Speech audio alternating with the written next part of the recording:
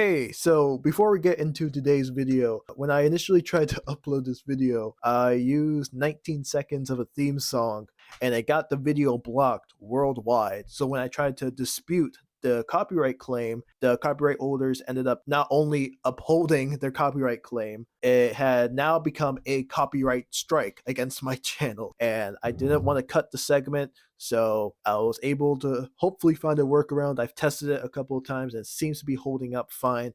So we're gonna hope this video stays up because I don't want another copyright strike and I don't want to cut the segment out of the video because I have been working on the video as a whole for like 3 months at this point. So like I'm tired, Loki.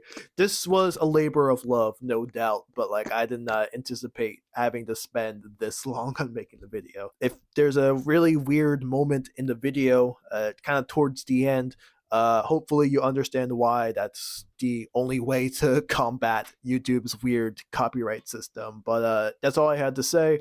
And yeah, so without further ado, hello, and welcome to another episode of the Basement Diaries, a series where we take a look at miscellaneous things in a dingy basement on a dingy sofa.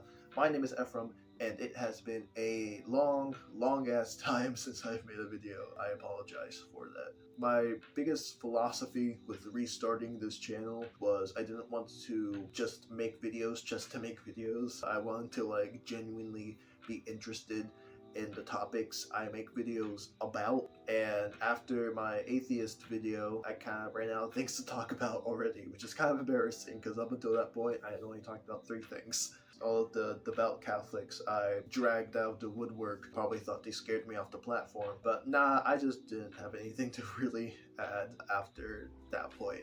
One topic that has been at the back of my mind for a little bit, though, is anime.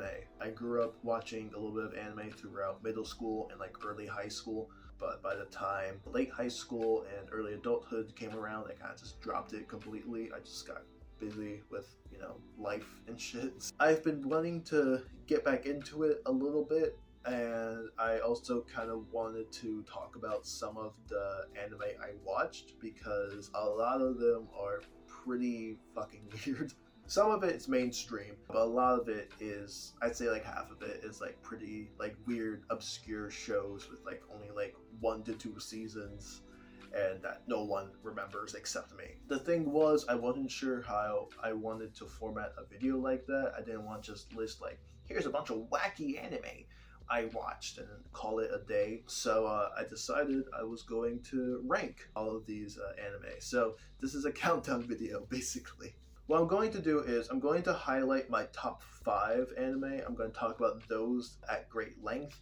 But I took 13 shows overall, and I'm gonna like speed run through like 13th through 6th place and just gotta highlight, the good and bad of them and if I would recommend any of them.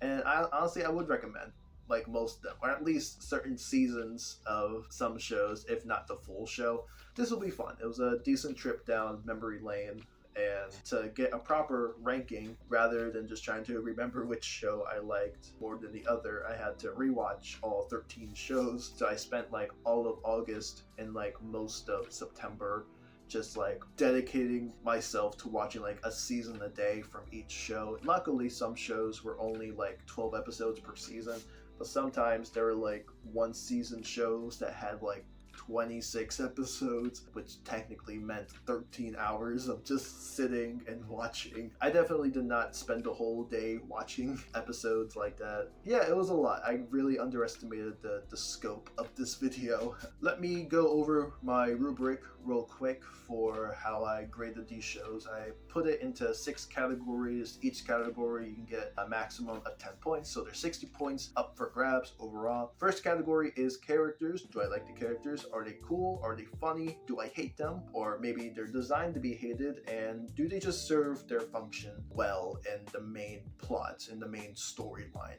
On a similar vein, the plot. Is the plot good? Do I like the general sequence of events, or does it kind of go all over the place? I'll kind of take filler into consideration if there's what I think to be a lot of filler, too much filler. Sometimes filler is good. Most of the time filler kind of acts as like character building episodes, so I don't mind it too much. But if there's just too much filler or like useless filler, then I'll kind of tank the score a little bit. I'm not necessarily looking at the writing, just like the sequence of events, the setting, and just do I like the progression of it. On another similar vein, the writing. Is the writing good, basically? Is it consistently good throughout the show? Does it get better? Does it get worse? Is it just really mixed up and down? Basically, it's just gotta be good, and it has to be consistent. In some instances, it has to make me laugh. There are some shows here that had really funny jokes. Some shows that are just really funny all the way around. So yeah, just gotta have good writing. I think that's pretty self-explanatory. Next category is the art/animation. I'm putting this into the same category. I think they go pretty hand in hand, but obviously it's got to look visually nice. I think almost every show got at least a 5 in this category. Anime tends to have a very default style, so while that default style is, pleasant to look at, I'm mainly looking at if they do anything freaky or experimental or just anything new to bring to the table. Not just for one episode either. There's one show that had some cool animation stuff going on, but it was only for like a couple of episodes, and it kind of went back to doing the more traditional stuff. So if you're gonna do, the freaky experimental stuff, carry it out throughout the series, and that will boost your score a little bit and make it not just mediocre. Next is the theme song. Does it have a cool, epic anime theme song? This is, again, pretty self-explanatory. The other thing I will mention, though, is that the theme song has to be animated. I didn't think that had to be a prerequisite, but there are 2 shows in particular that have very limited to like no animation in their theme song. One of them is literally just like an image like slideshow with a really good song, might I add, but the song can't carry the theme song if it's not even really animated. And the other show kind of had a little bit of animation going on, but it was mainly just the characters like standing and like their hair flowing. It's like some stuff going on in the background. It looked visually cool, but like I can't really call that like animation. Most of the other shows though had like fully animated theme songs. So it's gotta be animated, obviously. It's gotta look good, and it's gotta sound good. And finally, just overall vibe. Did I have a good time with the show? Would I rewatch the show? Or at the very least, would I rewatch a couple of episodes, a season of the show? Would I recommend this show? Just did I have a good time with it, or did I feel like I wasted my time rewatching this show? I can say for the most part, I don't really think I wasted my time with almost any of the shows. There is one show I felt like that was kind of a waste of time. Most of these shows I had a somewhat pleasant time rewatching. In the event of a tie, I mainly just went by which show I would recommend more over the other. We had 2 instances of ties actually. There's a tie for the 7th and 8th spot, and then there's a 3-way tie for the 6th, 5th, and 4th place spot. The 7th and 8th spot, I'm still kind of going back and forth on, but I think I determined which one I like slightly more than the other.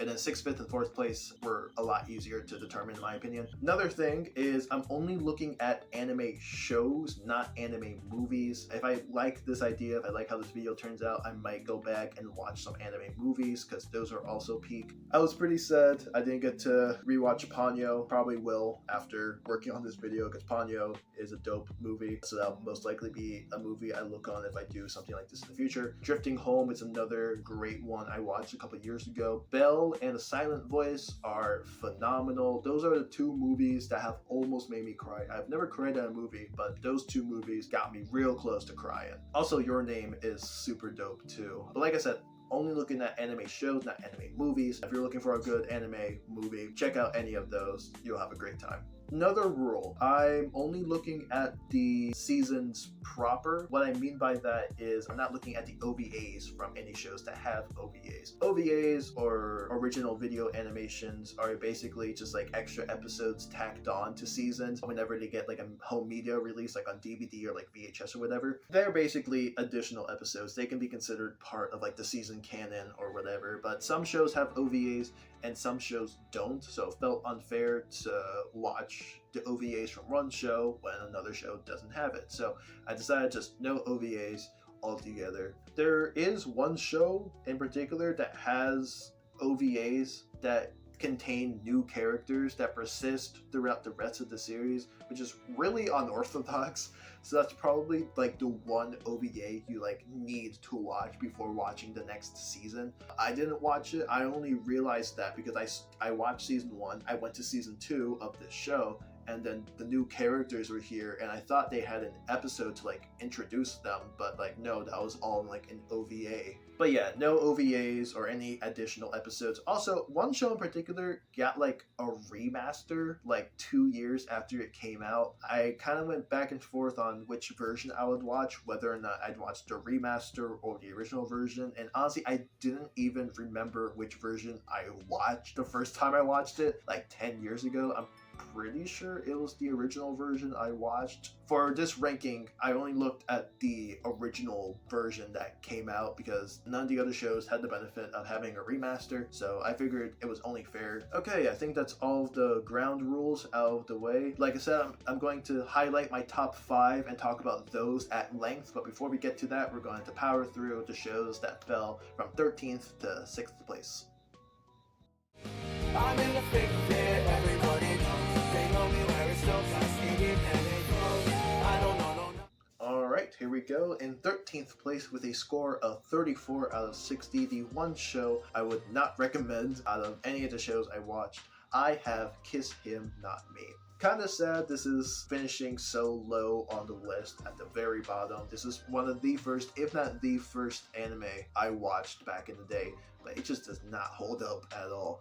And I would say I'm not the target demographic, but I'm really not the target demographic for any of these shows, I would think. But I think this one in particular is just the one that I'm just not the target demographic for, like, at all. I wouldn't even say it's like that bad, but it's just a little worse than mediocre. But the general premise is there's this girl, Kay. She's this fat otaku girl who's like obsessed with anime and yaoi. She's like constantly shipping like boys together, even like her classmates, like her male classmates together. It's really weird, it's really gross. One day she's watching her favorite anime and her favorite character from that favorite anime dies. And she gets so depressed, she like locks herself in her bedroom, and then like a week later, she comes out after like not eating whatever, and she's like conventionally pretty and skinny now.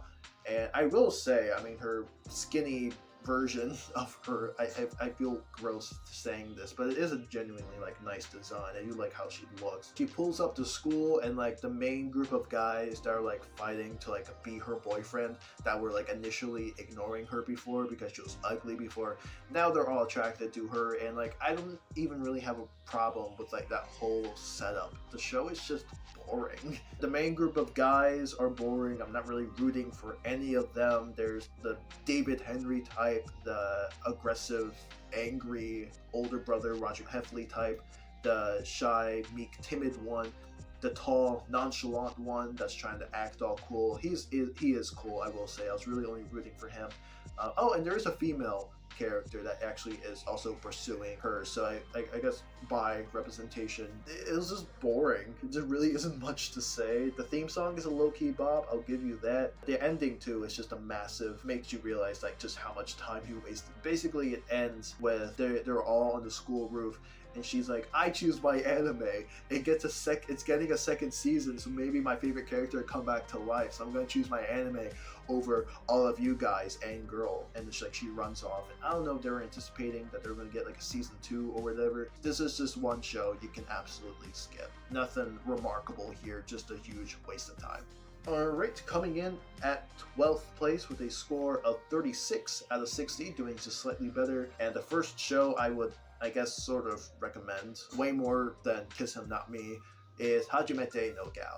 The very first shot of this show is a panty shot, and there are a couple of those throughout the show. It's a very gross one. I'm just gonna say it's a panty shot and not elaborate more because it's, yeah. The general premise of the show is Junichi is a loser soy boy, virgin, loser incel, and he has his loser soy boy friends, and his loser band of friends dare him to ask out the school bop, and much to all of their surprise, she actually says yes. They start going out, and horny, perverted shenanigans ensue. This is just a show that I wouldn't say it's necessarily all fan service, but at least the first couple episodes really lean into the fan service moments. I almost gave up on this series, not even halfway through. This show only had 10 episodes, by the way. I have a sneaking suspicion that the show was doing so bad that like they had to cut it from 12 episodes to 10 episodes, which does kind of make sense. I feel like the ending does feel a tad bit rushed. I wouldn't be surprised if that was the actual chain of events that went on there. Yeah, the first couple episodes were pretty rough to watch. It also doesn't help that one of Junichi's friends is literally like a pedophile. It's not like implied or whatever. He straight up just is. He's constantly making comments about how middle schoolers are cute, how elementary schoolers are cute. There's like this beach episode where they all go to the beach, as you do in beach episodes, and his pervert friend is like, does anyone have a cute sister in middle school that I can see in a swimsuit? Like, what? Why would you write that? That's not even, it's not funny. It's like shocking, but it's like, it's just, ugh.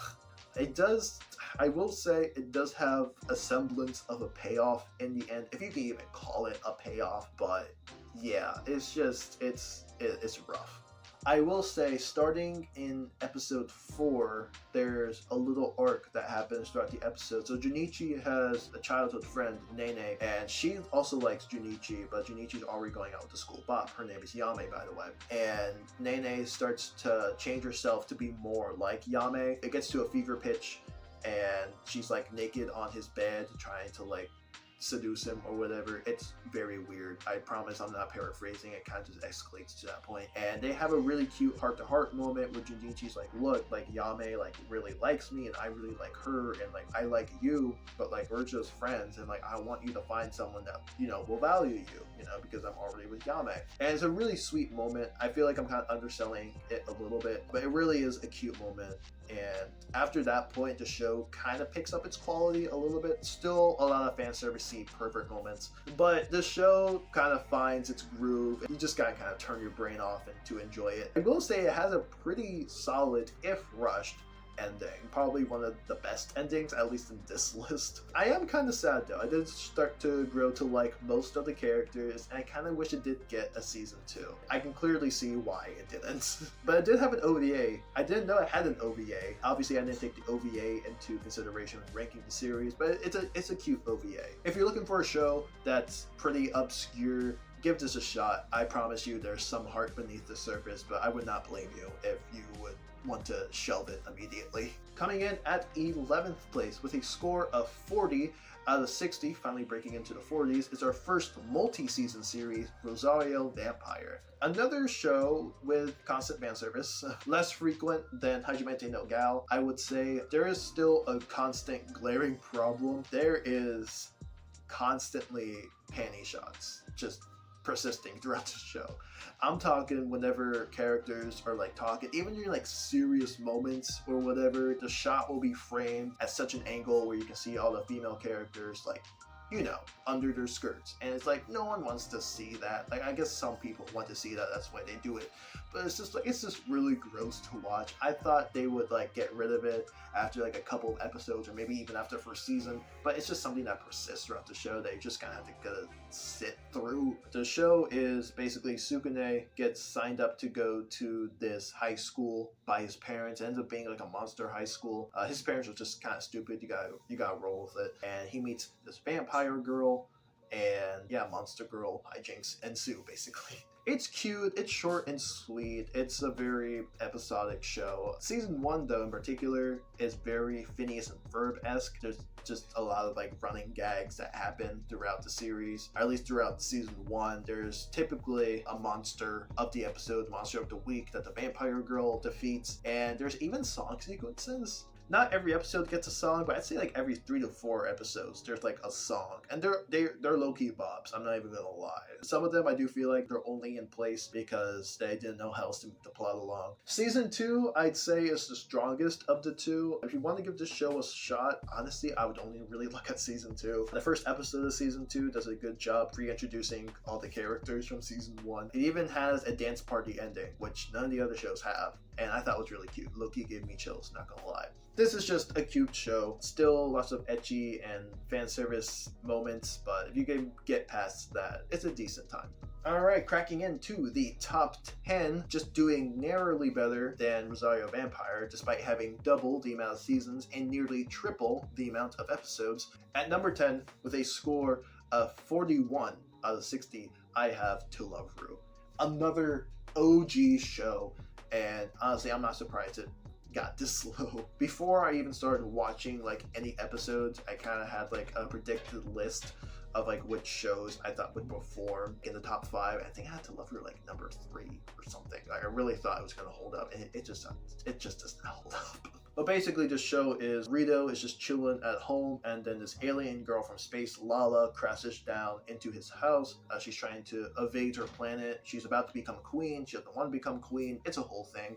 The rest of the series, at least seasons 1 and 2, are just kind of slice of life, you know, school shenanigans and home life shenanigans. Season 1 is largely filler. Like, you can skip most of season 1. I'll put a list of season 1 episodes I would consider like required watching, but yeah, season 1 just has a massive filler problem. Plots from episode to episode are just super hit or miss. Also, it's 26 episodes. It did not need to be 26 episodes. That shit hurt, bro. Also, this is the show that had an OVA, or I think there's a couple of OVAs that introduced characters between seasons 1 and 2. I'll put those up too for the OVAs that I would also consider required watching. Season 2 switches up the format a little bit rather than just doing like full length, like 22 minute episodes. Each episode is split up into like 7 to 8 minute segments, so they're all like mini episodes. Actually, I think that format worked the best. I'm kind of sad they didn't keep that format, but seasons 3 and 4 became a lot more plot heavy. It was actually pretty solid, not gonna lie. But what drags this show down is just the fan service. Basically, if your show has a lot of fan service, if you couldn't catch on already, it's gonna drag down the score. And this show was like low-key softcore hentai at some points. I'm not even joking. And also, I watched it like uncensored too, and like it was just, yeah, it was very uncomfortable, I'm just gonna say. This is also the show that had a theme song that's literally just like an image slideshow with a really good song to go with it, but there's really no animation to the season 1 theme song. But season 2 picks up the slack, and season 3 is just a really phenomenal theme song. The other glowing thing I can say about this show is that it has a really strong supporting cast. This is a big cast of characters. There's the main characters, obviously, but there's like 15 to 20 like supporting characters, and nearly all of them get their own like dedicated episode or segment just dedicated to them, fleshing them out a little bit. And nothing groundbreaking, obviously, but it's just really nice to see, and they're all interconnected. I don't really feel like anyone's ever like forgotten too much, and I think this is like just a really good ensemble cast. So if that's something that intrigues you, definitely check out this show. But like I said, lots of fan service moments, and it does get worse as the seasons go on, I will say. But pretty solid show that's pretty aimless for the first 2 seasons, but if you can power through those, then there's a decent result at the end. Alright, into the single digits. Coming in at 9th place with a score of 42.5 out of 60, I have Another. The show follows Koichi as he transfers to a new school. He's put in a seemingly cursed class, and he starts talking to the weird girl of the class that sits in the corner that everyone seems to be ignoring and claiming doesn't exist. And the students start dying one by one, and it's just a nice short and sweet horror anime. The setting is really good. I like the art direction. I like the character art direction more specifically. It gives me massive Persona 3 vibes. Just the kind of slender, tall, pointy-esque nature of it all. It's short and sweet. It's 12 episodes plus an OVA that goes a little bit more into Mei's character. There's just 2 things that are really dragging this show down, which really sucks because I think this is like the first show on this list that's like objectively good. First off, the characters are largely nothing burgers. Besides Mei, which I do like Mei, so this really isn't anything against Mei or whatever, but it's just the characters really don't have much going on for them. Even Koichi, they're all just very surface level. I just wish we got to know the characters a little bit more, and that would have made their deaths a lot more impactful. and they already are pretty impactful. A lot of them are pretty damn gory, which I do love my gore, and I can appreciate that, but it would have been even more impactful if we really got to know these characters and like actually feel sad when they die. I was at best like mildly disappointed because we really didn't get to know much about these characters. The other thing is the theme song is just straight ass. There's no way to put it. It's just bad. I will say the visuals look nice, but I don't like the score, the music, the singing. There's nothing against the artist that worked on it, but it didn't hit for me. But I did like the visuals of it, so I gave it a little bit of grace there. If you want to be good anime, you gotta hit all the marks, and this show had a lot of good things going on, but it really dropped the ball on really one crucial thing. This theme song is largely inconsequential. Despite the show finishing so low on the list in the bottom half, I would definitely recommend the show easily. It really is a good solid show that is kind of just dragged down by my arbitrary ratings, but yeah. Alright, going into 8th and 7th place. Like I said, these were the two shows that tied. They both scored a 43 out of 60, and originally I had the show I put at 8th, above at 7th, but then I thought about it for a little bit more and I switched it. So I can very easily go back and forth. These are pretty neck and neck. At number 8 with a score of 43 out of 60, I have Rent a Girlfriend. I do not want to hear any slander. Hear me out, let me cook. I promise this show is not hot garbage. The show follows Kazuya. He's down in his luck. He just got broken up with by his girlfriend, and to lift his spirits, he decides to try out this rental girlfriend business, and he rents out this girl, Mizuhara. Her real name is Chizuru, but her stage girlfriend name is Mizuhara. And all of these hijinks ensue that basically ends with both of their families believing that they're a real couple and it's not like a business transaction. It also doesn't help that Kazuya's grandmother and Chizuru's grandmother are also like literal besties. This is really special to both of them in particular. So they mainly stay together just to like appease their grandmothers. Kazuya actually starts to slowly gain like real feelings for Chizuru, and Chizuru may or may not be gaining feelings for Kazuya. It's really not known. It's this whole will they, won't they, and there really isn't much progress between the two, and I think that's what gets on a lot of people's nerves. But honestly, I don't really mind, but I don't know, something just kept drawing me to it. I think it's the drama. Season 1 in particular really brings the drama. A couple episodes in, Kazuya's ex-girlfriend Mami actually comes into the picture, and she starts to stir the pot a little bit. It sucks that she kind of gets underutilized in the following season. She'll like show up in like season 2, season 3 a little bit to just like drop off the face of the earth for whatever reason. And this show does actually have 4 seasons. Apparently it's even getting a 5th. This was the first show I started watching for this ranking, and season 4 was still presently airing, so I didn't want to watch like part of season 4. I felt like that was kind of unfair, so I only watched the first 3 completed seasons. I will say the theme songs for this show are pretty damn stellar too. Season 1's theme song got me standing up dancing to it, not even kidding. It's a really good theme song. Even season 3 is pretty good. Season 2 is alright. Not bad by any means, but seasons 1 and 3 are like really solid bops. Also, season 3 brings in this new character named Minnie, who is basically just Jackie from that one Danny Gonzalez x Drew Gooden fanfiction. Super self-inserty, but I don't know. Honestly, I don't mind. She brings the chaos, so I don't really mind it. Also, she's the one female character that isn't a romantic rival. On the topic of romantic rivals, I wouldn't even really call her a romantic rival, but we gotta talk about Sumi Sakurasawa, the best character.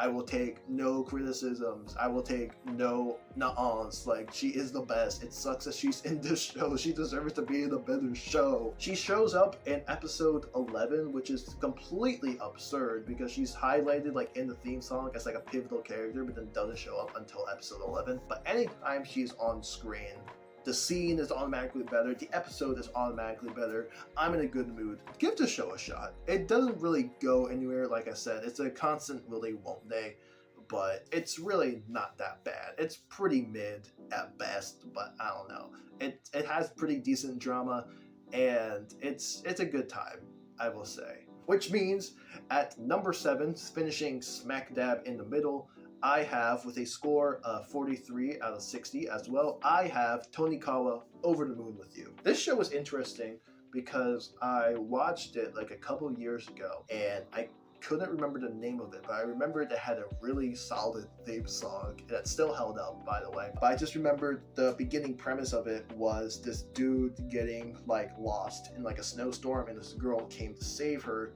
And I figured, well, if I can find the show, I'll watch it and I'll rank it. But I don't remember the name, so I kept trying to Google it, trying to find it. And eventually I found it like super quickly. So here it is at number 7. But like I said, the show is basically this guy, Nasa. He's in the snow for some reason. He's trying to catch a bus or something, and he spots this really pretty girl, Tsukasa, and he's like, I'm gonna go talk to her and ask her out. And then he like tries to cross the street. He gets hit by a semi-truck. Tsukasa magically saves him, and he tries to go and find her, and he's like, I want to go out with you. Tsukasa's like, well, I'll only go out with you if you marry me. He's like in bed, and then he collapses. He wakes up in a hospital, and then he spends the next 2 years of his life trying to like find her. He's doing like all of these like odd jobs trying to like spot her out in the public. One day he's just like chilling in his apartment, and she just pulls up to his apartment door being like, hey, sorry it took so long, but I'm here now, let's get married. So they never have a ceremony, unless I'm completely misremembering, but they never have a ceremony. It's just a very quick like legal marriage. They're just a cute couple. Whenever they're being cute together, it's got me feeling all giddy. Nasa is very awkward too. I don't think he's ever been in a relationship before, so I can kind of resonate with that a little bit. That's kind of how I felt when I first started dating my girlfriend. Is that bias? Maybe. I mean, it didn't finish top 5, so not the strongest bias. It's just a cute, cozy romance anime. Tsukasa's side of the family comes in every now and then. There are a bunch of crazy, kooky characters. They're fun, though. I love them. And the show is also just genuinely, like, really funny, too. There are some just really solid jokes. I love it. The one thing I have against the show, and this, I guess, can count as, like, a pretty big spoiler, so I'll give you a couple seconds to skip ahead. Alright, here I go. So, turns out that Tsukasa is secretly like over 1,000 years old. She's like this mythical creature, and there's hints of it throughout the show. The fact that she saves Nasa from the semi-truck incident with seemingly no scratches or whatever, and she even mentions in like a couple later episodes where she's like, oh, I don't really get sick or feel pain. It's just weird, and it just feels kind of sad because she's kind of like outlived all of these people. This is a really weird direction for the show to take. I don't know if I'm just stupid, I'm not understanding the deeper meaning of it, but it's just, I don't know, it put a sour taste in my mouth. It's nothing that really gets in the way of enjoying the show. So if you can get past that weird element of the show, this is a nice cute anime to just put on. It's only 2 seasons, 12 episodes. It has like one mini season, like Nasa becomes like a school teacher or whatever. I think there's like a 6-episode mini series. I didn't watch that. I might watch it eventually. Dope show overall. Coming in at 6th place, this is actually our next instance of a tie. Just a tie for 4th, 5th, and 6th place. So at 6th place, with a score of 43.5, I have Danganronpa 3, The End of Hope's Peak Academy. This show has a very interesting format. Rather than it having like one standard season, it's technically 2 shows in one. I would still consider it one show overall, but basically what you're supposed to do is there's 2 arcs. There's a future arc and there's a despair arc. You're supposed to start with future arc episode 1, then do despair arc episode 1, then future episode 2, despair episode 2. You're supposed to flip-flop back and forth, and it's a really neat format, and I think they do a good job with it. The issue is one arc is very much stronger than the other arc. Let me go over it. So future arc follows Makoto Naegi, Kyoko Kirigiri, and Aoi Asahina after the events of Danganronpa 1. They're all part of Future Foundation. The Future Foundation is trying to track down the remnants of despair and contain them, and Makoto kind of goes off and acts rogue. He finds the remnants of despair, but he puts them on an island to try to rehabilitate them on his own terms. The Future Foundation doesn't like that, so they bring him in for questioning, and then the Future Foundation gets put into their own killing game where they have to kill each other and whatnot. The killing game premise is pretty neat, but it's just, the writing is just, it's just boring. There's a lot of monologuing, and it's just like, can we just get on with it? Like, I was not here for it at all. Also, the mastermind's intention with this Future Foundation killing game really does not make any sense at all. Basically what they were trying to do, they were trying to motivate this other character to like be a hero and save the world, but like why is that at the expense of like killing your own teammates? You know, it's like, it's really weird.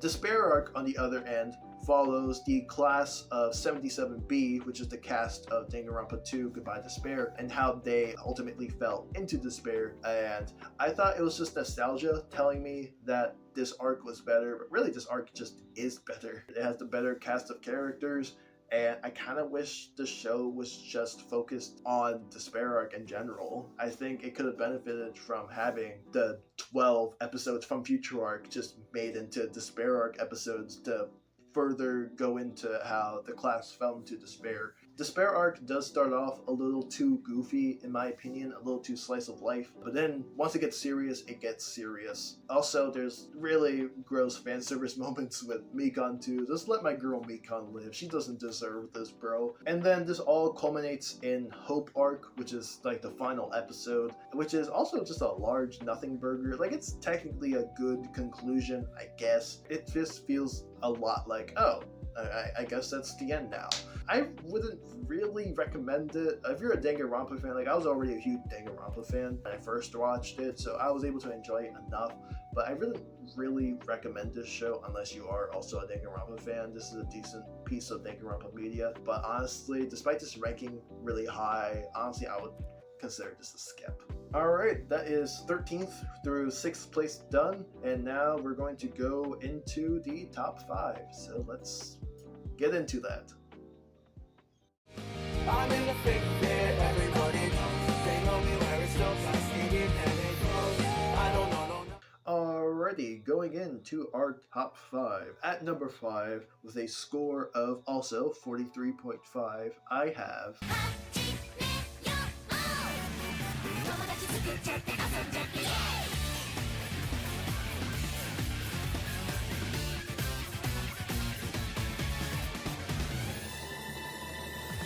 Boku wa Tomogachi ga Sukunai is my number 5 pick, and I am pleasantly surprised by how well it performed. This was the very last show I watched for this video. Right off the bat, this is literally the funniest show on the list. Like, consistently funny.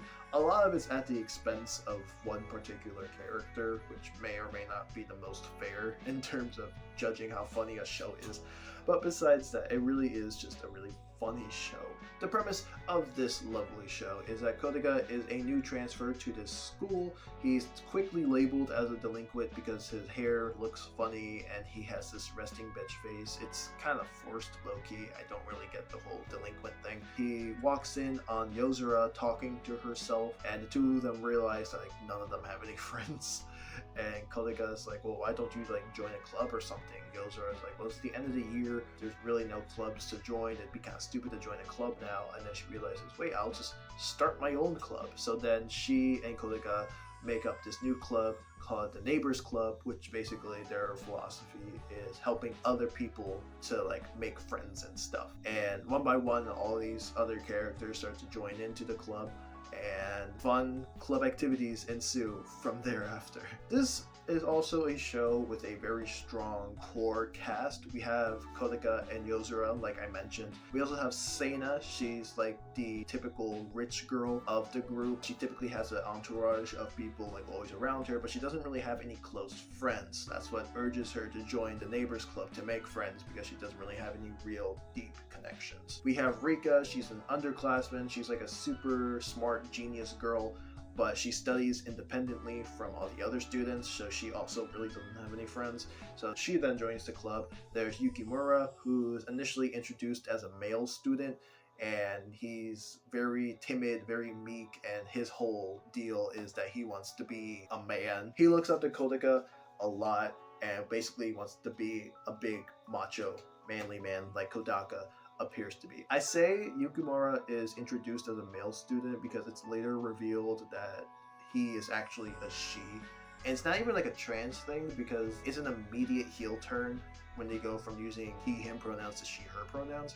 Even her backstory as to why she was pretending to be a guy is just really weird. And even after that point, she still is like, oh, I still want to be a man. Now it's just, even though I'm a woman, that just makes it that much harder. But, you know, I still want to be a manly man like Kodaka. And then finally, there's Kobato and Maria. Kobato is Kodaka's actual little sister. I say actual little sister because Maria kind of comes in later and becomes another little sister to Kodaka, but Kobato is Kodaka's little sister. She's obsessed with this vampire anime. She's constantly cosplaying as this MC from that anime and talks like her. And then Maria is one of the religious sisters. The school's like attached to like this church or whatever. It's vaguely religious, so there's like religious sisters kind of just like roaming around. So she's like this little nun girl that kind of hangs around, and she joins the club, and she mostly grows a liking to Kodaka,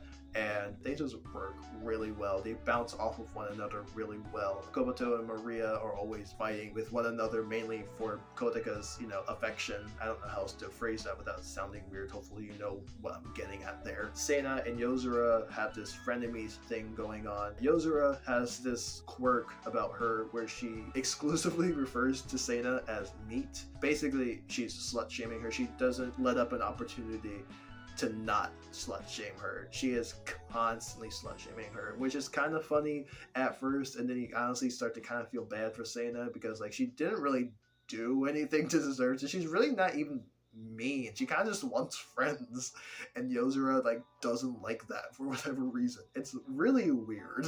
There's also a surprising amount of rape jokes in the show.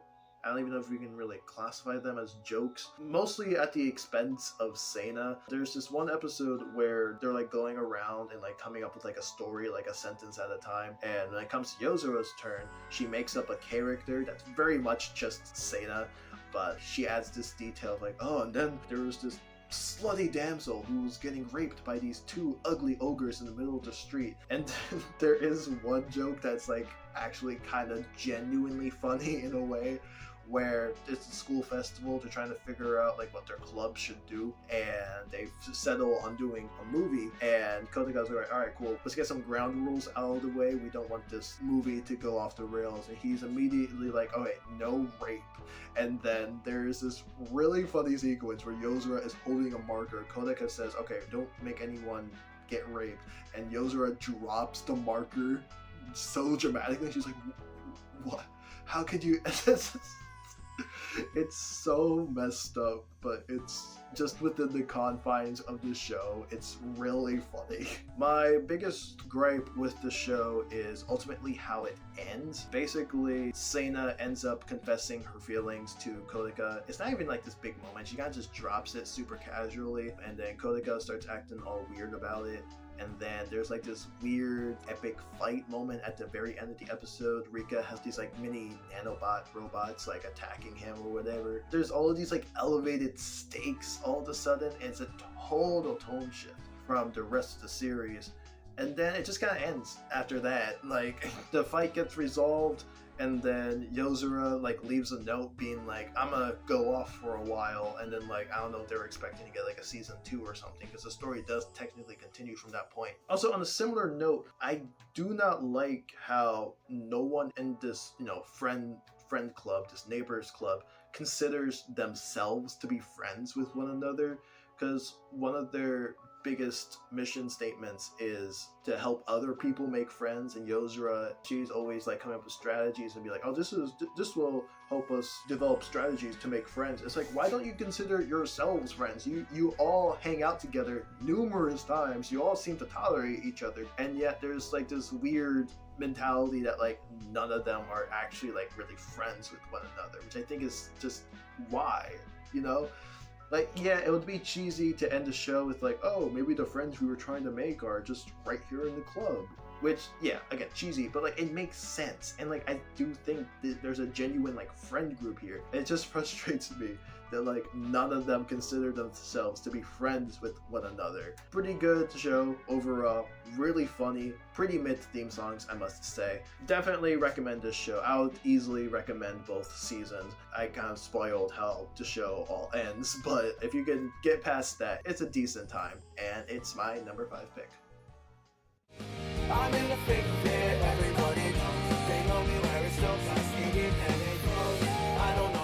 Coming in at number 4, also with a score of 34.5, I have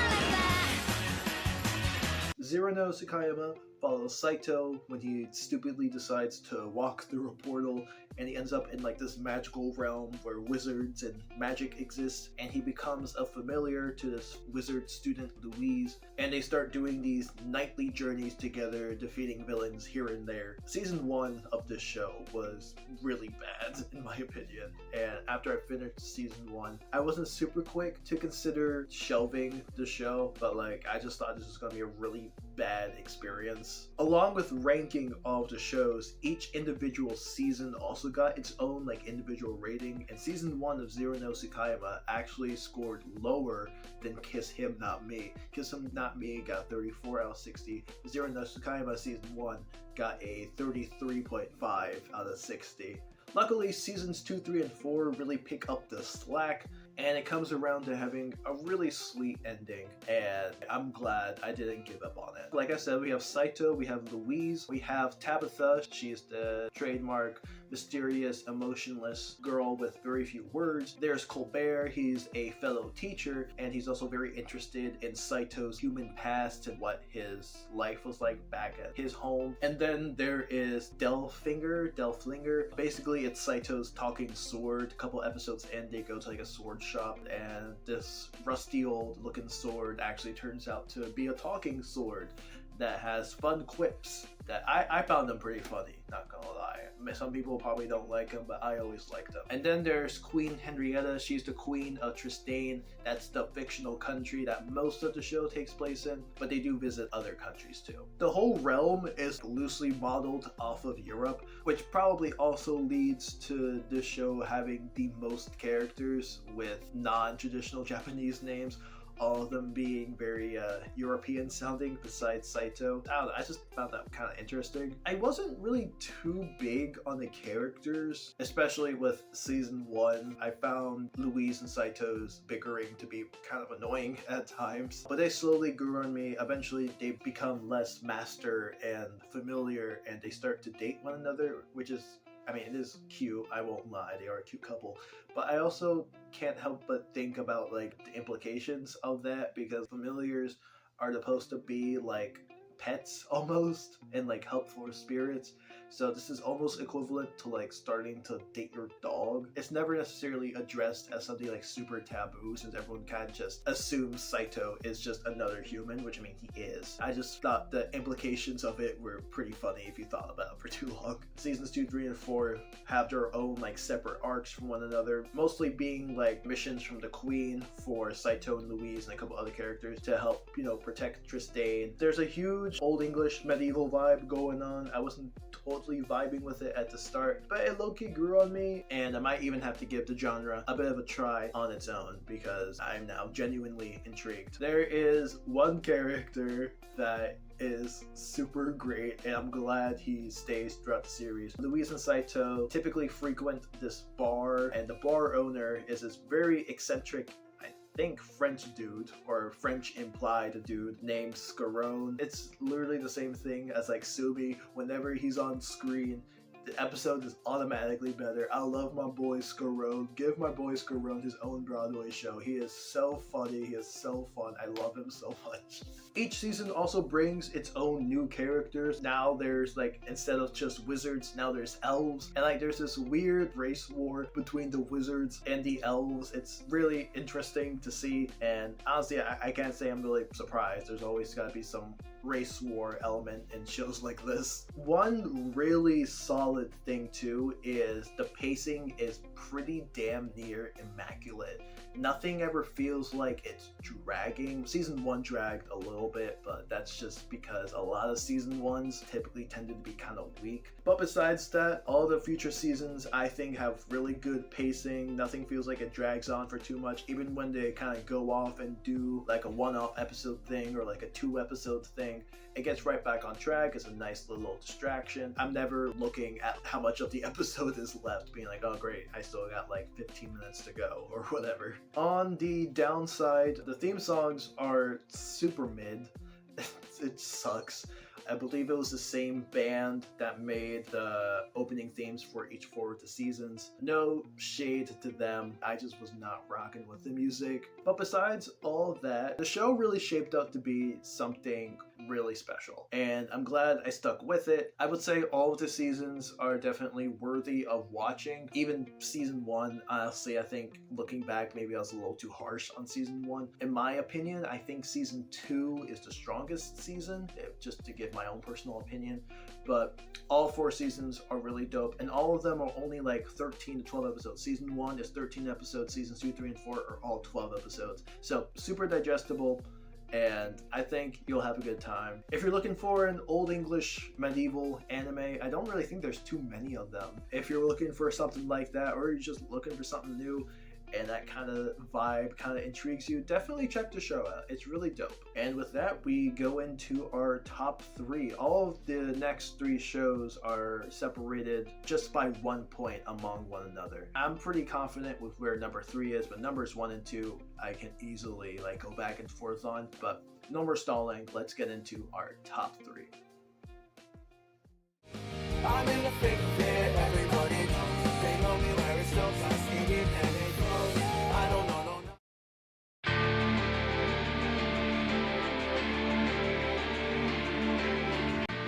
Spirits.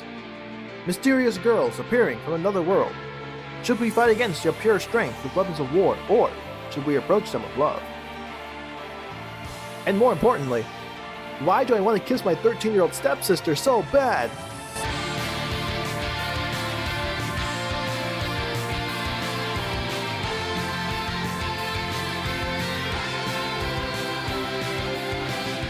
Coming in at number 3 with a score of 46 out of 60, I have Data Live, another OG show that I think I only watched like the first 2 seasons of the show. So this is really interesting watching like the last 3 seasons. This show wasn't even the longest show because The Love Ru had a 26 episode first season. That actually ended up being the show with the most episodes. Data Live still came in 2nd place and is technically the longest show, starting all the way back in 2013 and finishing just last year in 2024. So spanning over 11 years, which kind of feels like cheating because there's like long gaps of time in between there. Still, 11 years is no joke. Also, this was the show that had a remastered season 1, and I don't remember at the time whether I watched the remastered version or I watched the original version. So I just watched the original version. There really isn't too many changes. There's a couple like additional scenes and like some different music here and there. So it's really not that much different. Also, I'm dressing up as one of the characters. This is my Halloween costume. I kind of want something nice and simple. And yeah, I'm dressing up as one of the characters. So the show follows Shido Itsuka. He is recruited by Ratoskir, I think that's how you say it, and he's recruited by them to help them take down spirits. Spirits are these other dimensional beings, and the only way for Ratoskir to try and stop them is that Shido has to literally romance them and like smooch them. That's not optional, he literally has to do that. And like right off the bat, I don't really like that.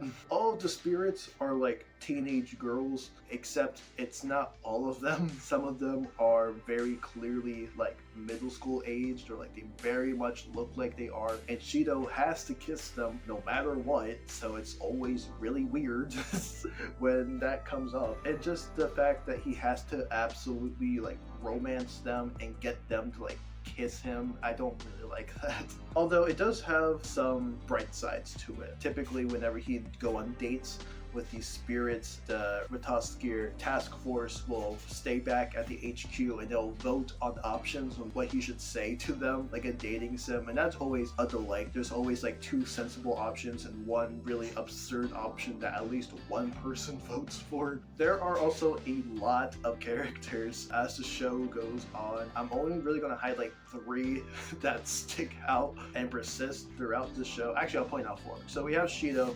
Like I said, he is the guy that the task force recruits to take down these spirits. There's Toka. She's actually the first spirit they take down, and she is very interested in Earth culture and learning about humans and whatnot. There is Kotori. She is the younger foster sister of Shido. Kotori's family adopted Shido into their family after his parents died or something, I think. And Origami, who is a fellow student of Shido and has quite the massive crush on him. Again, that is a fraction of the characters. There are a bunch of other characters, most of them being spirits themselves that later join Shido on his little task force to help take down other spirits. Ratataskir, or however you say it. They're the more passive, protagonistic task force. There's another task force simply just called the Anti-Spirit Team, or the AST. They're a lot more antagonistic. They will not hesitate to kill the spirits. And then starting in season 2, there's another task force that tries to take down spirits called the DEM, or the Deus Ex Machina Industries. And they're even a lot more antagonistic. They actually want to like take over the world or whatever. And I kind of find them to be pretty lame villains. I was kind of hoping they'd only be like a season 2 thing, but unfortunately they persist throughout the rest of the story, and I just don't really like how they're incorporated into the story's like main plot. They're just really boring, and I don't really find myself enjoying rooting against them. Despite having 5 seasons, each season is only 12 episodes, and I think they're all paced super well. Nothing feels like filler. Most seasons are actually split into 2 or even 3 different arcs where we get to kind of meet the different spirits that Shido is capturing, and I think that format works really well. My favorite season is probably season 2. It has my favorite spirits, I'd say. The Yamai twins. They are these twin spirits, and they initially believe that only one of them can be captured and then the other one will die. They actually campaign for the other one to be the one that gets captured, and they themselves get killed. And I thought that was really sweet. And while this next one isn't necessarily my favorite spirit, I do think they have the best arc, or one of the best arcs out of the series. So what happens is they're trying to capture this spirit who is like a high school idol. She's a singer, she does all these concerts. So Shido initially pulls up to like one of her rehearsals. They realize that she is just not reciprocating like any feelings at all, and they somehow deduce that like, oh, she doesn't like men. So they dress up Shido like a woman, and that works crazily enough. He gets pretty damn far into romancing her. It eventually comes out that Shido is in fact not a woman, but then he still miraculously is able to romance her, and he essentially turns this spirit straight, which I'm not a huge fan of. Again, it's me being super nitpicky, because otherwise this show is pretty solid all around. Just the fact that Shido had the sheer power to turn a lesbian coded character straight makes me feel a little bit iffy. Another aspect I found to be kind of weird, there are really weird incestual tones between Shido and Kotori. Technically, yes, they aren't related by blood, but they're still brother and sister. And even ignoring that, Shido is 16 at the beginning of the show, and Kotori is 13. And like the feelings start like in season 1, like that early.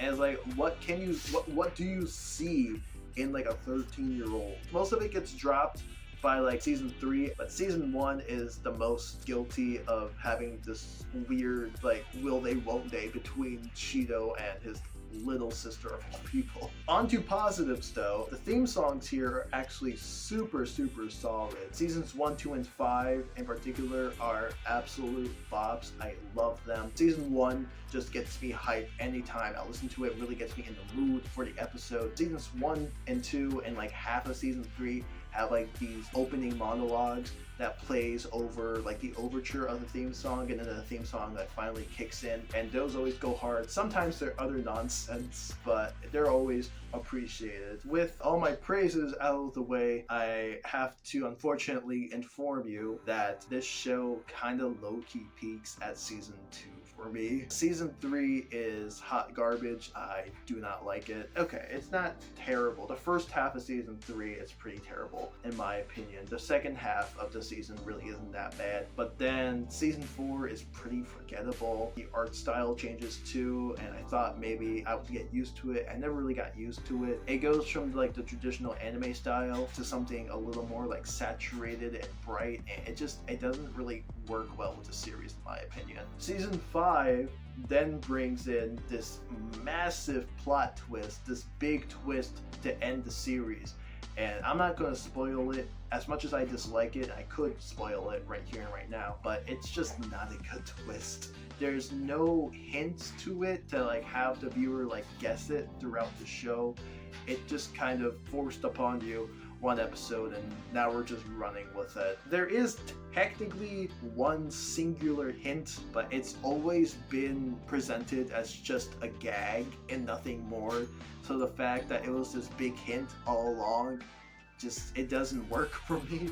And I feel like it could have worked. Maybe it worked better in the manga or whatever, and it just didn't work with the limited amount of time the show had. But I don't know. I feel there is definitely potential there, and it fell completely flat for me.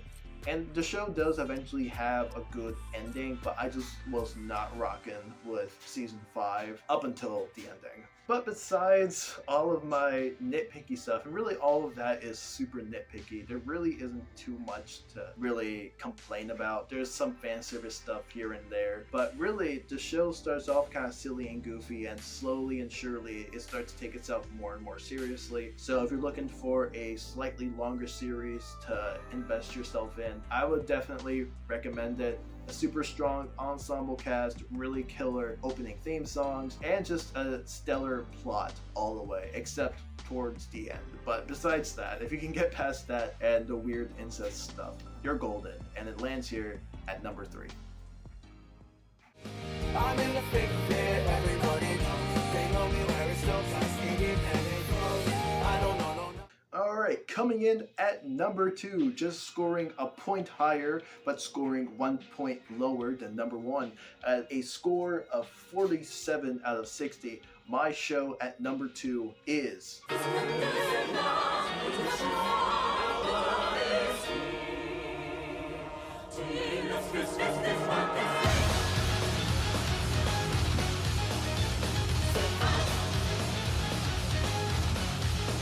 Future Diary isn't exactly a OG show for me. I kind of watched it in the middle of all the animes I watched, but definitely a certified classic, I think, within like the anime space. And I definitely liked it the first time I watched it, and it definitely still holds up even now. This show is 14 years old. It's pushing 15 years old. That is crazy, especially because the animation holds up really well. Really looks like something that could have come out like in the last 5 years. Not even last 5 years, like the last 5 months. Like, it's crazy how well the art still holds up. The premise is there's this middle school boy, Yukateru Amano. He's super bored with his life, and he's talking with his imaginary friend, Deuce. And he's like, give me something to do, Deuce. I'm bored. And Deuce is like, alright, I made your phone a future diary, and now it can predict the future. But then, plot twist, he's not the only person who has these secret future-telling powers. There's 11 others, and now Deuce is making a death game with all of these future diary holders, because apparently Deuce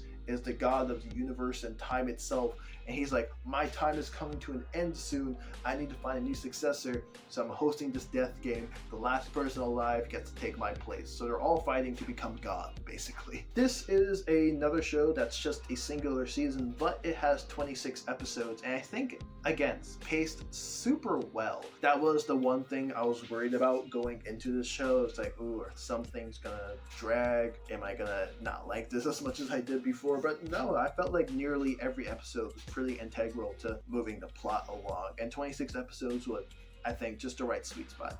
I think maybe you could have maybe just gotten away with 24 episodes, but 26 episodes was fine. So I'm not going to go over all of the contestants of this death game because there's 12 of them. I don't really have to go into all of them in depth because a lot of them die pretty early, and there's a bunch of side characters, but there's Yukiteru Amano. He is, of course, diary holder number 1. There's his classmate, she's diary owner number 2, and she is like literally the trademark yandere girl, which is crazy how she has that distinction.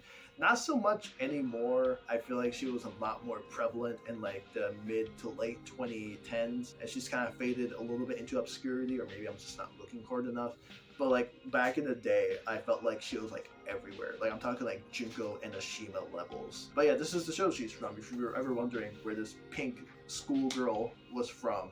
There's Minene Uryu, I think I'm saying that correctly. She's the 9th diary owner, and she sort of serves as the series antagonist, sort of on and off. She kind of has a little bit of an anti-hero arc, but she's largely an antagonist. I love her though. She's great. She deserves the world. And then there's Aru Akise. He's actually not a diary owner. He's not really part of the death game, but he's sort of a Goro Akechi character without being antagonistic. He's trying to piece everything together. He's not there at the very beginning. He kind of enters halfway through the series, but he's a fun presence as well. Like I said, those are really the super main characters that I want to really highlight. There's a lot of them, and what I really like about the show is that most, if not all, of the diary owners and even like the supporting cast outside of the death game are all like interconnected with one another, which is really neat. Like they didn't have to do that. They could have just made these characters like disposable whatevers, but like nah, they went the extra mile to really elevate the show. Like for example, one of the other diary owners is the serial killer, but the serial killer is actually a school teacher by day, and they're the teacher of Yukiteru and Yuno, no less. So super cool connection there. Another connection, there's a police officer diary owner who is searching after a fugitive who is Minene, the 9th. And there's just all of these neat little connections that, people from the supporting cast are like the child of this other diary owner that's in the death game, or like they dated them, or like they went to the same orphanage as them or something. Everyone is interconnected. It's really neat. I love it. The only thing holding back the character rating is one of the characters, Kumado Ueshida is her name. I don't know what they thought they were doing when they were designing her, making her look like a mascot or something. If they made her look normal, the character rating would have easily been like a 9, like a 9.5. But because she looks just goofy as all hell, I don't really find it funny. Not to be a party pooper, maybe I'm missing the joke or something, because this show is largely like pretty serious. There are some silly moments here and there, but it takes itself pretty damn seriously. So the fact that it doesn't take one of its characters seriously, at least design wise, is just really odd to me. And it could have been neat if like this was like a disguise, but no, she's just like that physically. And again, it's super nitpicky, but I just never liked how she looked. On the topic of nitpicks, there is a massive tone shift between episodes 18 and 19. Up until episode 18, they're really able to balance, the silly and the serious. And then after what happens in episode 18, I'm not going to spoil it, but after what happens in episode 18, episode 19 onwards, it's suddenly super serious and all the stakes are at an all-time high. And there's no time for silliness. It really just felt like I missed an episode in between. I don't know what caused this tone shift. I literally had to look at like the episode list and be like, did I misclick an episode? No, it just goes like that for whatever reason. But yeah, super solid show. Can very easily be number 1 if it was any other day. This show and the next show can really go back and forth. I can't have a ranking constantly change. I have to set it at a certain place. So it falls here at number 2, but it really is a solid show. If you haven't seen it, you've definitely heard of it. Give it a shot. You'll love it. And that's all I can say. I'm in the thick of it, everybody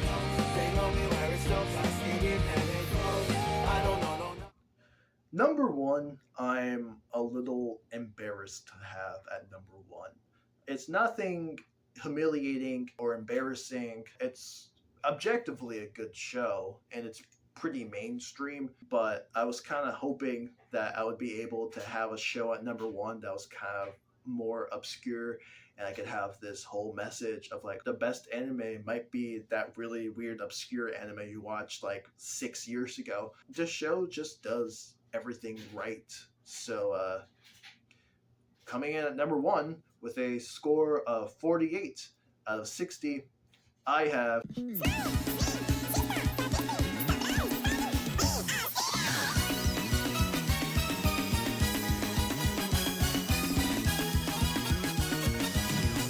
all right, no. I just want to make that joke. Remember when that was a thing back in like 2015, 2016? But not for real. Number one is.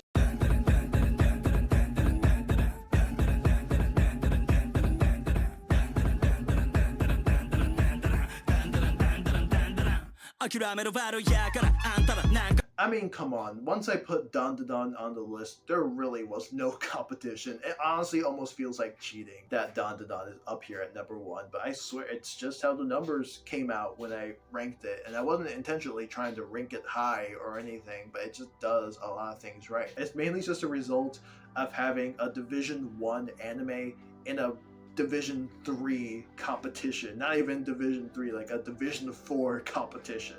The premise of the show is that Okarun and Momo are fellow students. Okarun believes in aliens, Momo believes in ghosts. They try to convince the other that their thing exists, and then it turns out that both of them actually do exist. Ghosts and aliens do both kind of exist. Now there's aliens on Earth that they kind of gotta fight now. This show I noticed was like really blowing up in November, December of last year, 2024. I texted my friend who's way more into anime, takes anime more seriously than I do, and I was like, is Don Da Don like actually peak? Is it good or is it overrated? And he was like, nah, it's actually really good. I think you'd like it. So I watched most, if not all of it, I think on Christmas Eve. So it was a bit of a Christmas anime for me. I will say the episode 1 animation is super janky and looks really bad at times. It kind of improves throughout the episodes and definitely throughout the series, but season 1 is just really weird to look at some of the time, and luckily it does pick up the quality. But I was just watching it, even this rewatch, I was just like, why was this approved to be like aired? This is bad. The characters we have, like I said, we have Okarun, we have Momo, we also have Momo's grandmother, Seiko, who is a spiritual medium. We have Ira, who is the typical mean girl character, but she does have a little bit more going on. She essentially believes that she's like the second coming of Christ. I won't be delving into that anymore, just gotta take my word for it. And then we have my boy, Gigi. Bro deserves the world. He enters like super late into the series, but he's just this super crazy, kooky guy. You would think he'd be kind of annoying, but I don't know, it's super charming. Massive Yamato Kisaragi vibes. Elite ball knowledge, if you're familiar with Danganronpa Another One. I played it like last year, super peak game, but that was like the immediate vibe I got for him. The theme song also just slaps. Can we talk about the theme song? Gets me moving every time, bro. I can't lie, I won't lie. Like, I'm standing up, I'm dancing, I'm ascending anytime the theme song comes on. It always puts me in a mood. Really great theme song. Low-key sucks that the season 2 theme song isn't as good. At the time of me watching the show for this ranking, season 2 wasn't finished yet. Oh, actually, technically it was finished. It was still airing at the time, but by the time I got to Don Da Don on my list, season 2 had finished. But because I gave Rent-A-Girlfriend the benefit of not watching their season 4, I felt like it was most fair to only watch season 1 of Don Da Don. And even if I had watched season 2, I don't think it it would have affected my rating too much, it probably still would have finished in the top 1 spot. The show has a much faster pace than I thought, which is good. I don't mind that at all. There's this one arc where Okaru loses his balls, and it feels like something that would have been like a season-long arc, but only lasts for I think like 3 or 4 episodes, and then we move on to like the next arc, which is good. I don't mind that at all. I wouldn't have even mind if it was a season-long arc, because the writing is super strong. I like how they characterize all of the different characters. I like seeing them interact with each other and bicker with one another, so I wouldn't have minded. But the fact that they knew when to cut and start certain arcs was really neat. Other than that,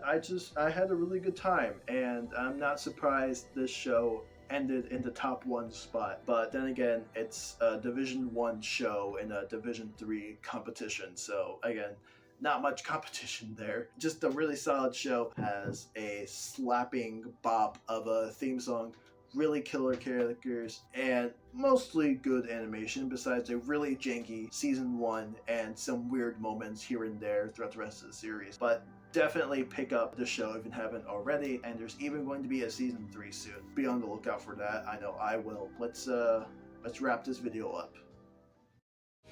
I'm in the thick of it, everybody knows. They know me where it's so fast, and they know. I don't know. This took forever putting this video together.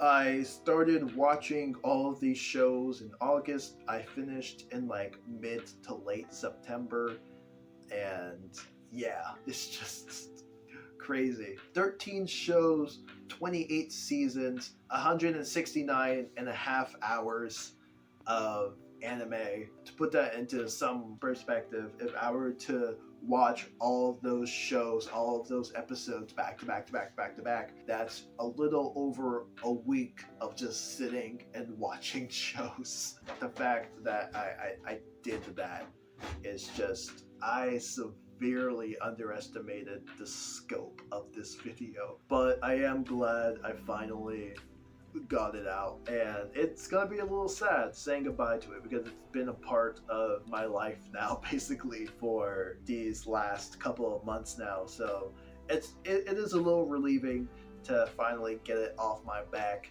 and hopefully up in time for Halloween, but it's gonna be a little sad still. I can safely say, though, that my love and appreciation for anime has been rejuvenated. I'm definitely going to be looking at and exploring some other anime series. Now I can watch them casually. I don't have to force myself to watch episodes anymore. I can just enjoy the show. I really did enjoy all of the shows. Besides Kiss Him, Not Me, like I said, I would recommend all the other 12 shows. I have some fun miscellaneous awards I want to give out too. Just some participation awards, I guess you can say. They're not strictly participation awards, just funny, neat ideas I had for awards. And I'm giving them out to mostly characters, but sometimes series as a whole. We have the goofiest character, which is a character I found super funny, whether it's just in terms of design or their goofy dialogue. I gave it to Morone from To Love Ru.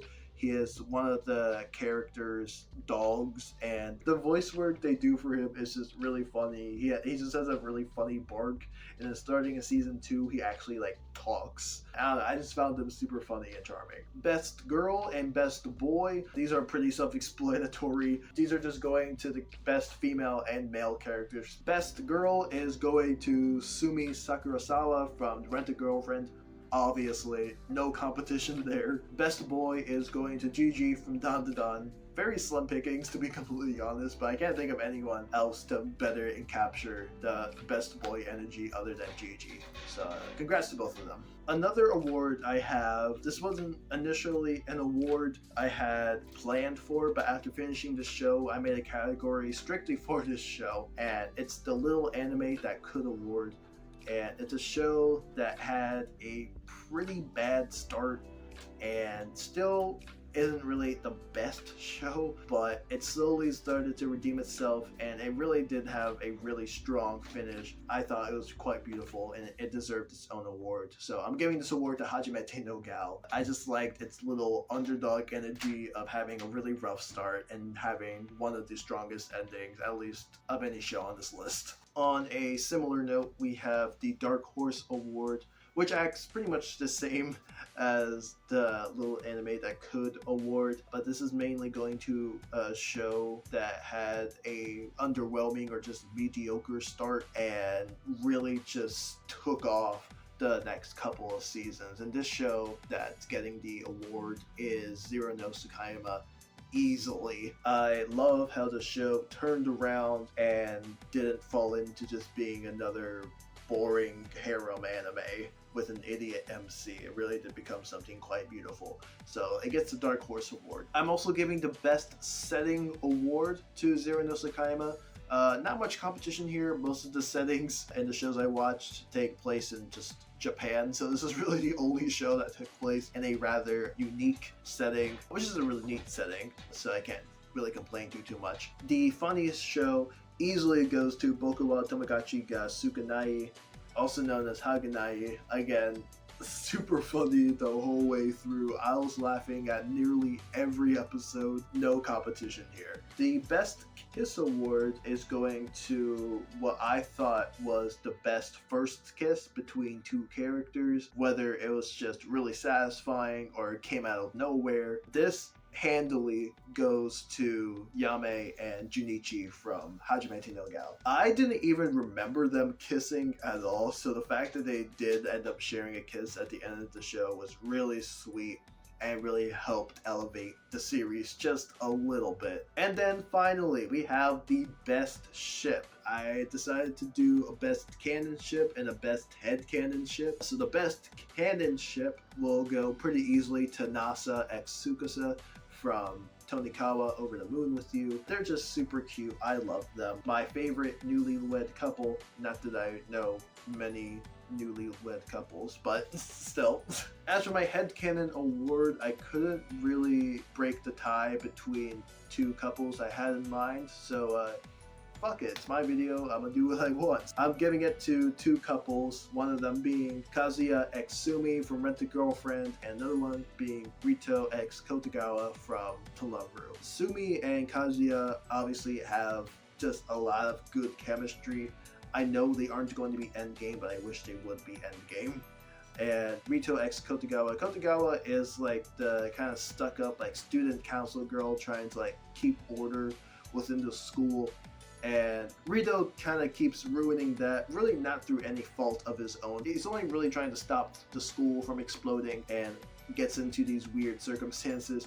But I do like their dynamic. I think they're quite cute together. And yeah, that's about it. I'm going to put my document I put all my notes in. I'm gonna touch up the document a little bit, so it won't be like the official like master copy of the notes I took, but it will mostly be my comprehensive, extensive notes of everything I took down, all the rankings I took, and a lot more of my thoughts that didn't quite make this video. Bet you didn't anticipate you'd see me again, but I just wanted to come out here because my original outro was a tad bit outdated, only because I didn't anticipate having to go through all of this random bullshit with YouTube striking my channel and everything. But I just wanted to say thank you guys again for watching this video. I've been working on this video since August. I severely underestimated just how big of a project this video was, but no matter what, it has definitely rejuvenated my love for making videos again. I'm excited to make some more content, probably nothing copyrighted just based on how YouTube's been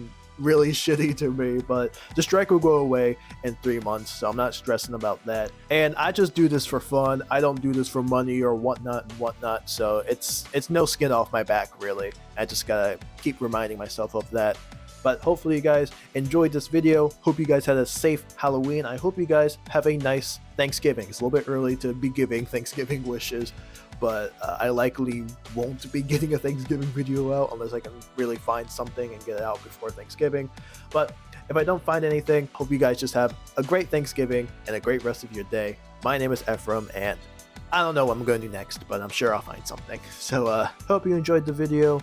Like, comment, subscribe, all that random stuff. Give the video a hype. I don't even know if that's an option on a video as obscure as this, but it seems to be helping small creators. So hey, any little bit helps. And yeah, that's all I got. Peace.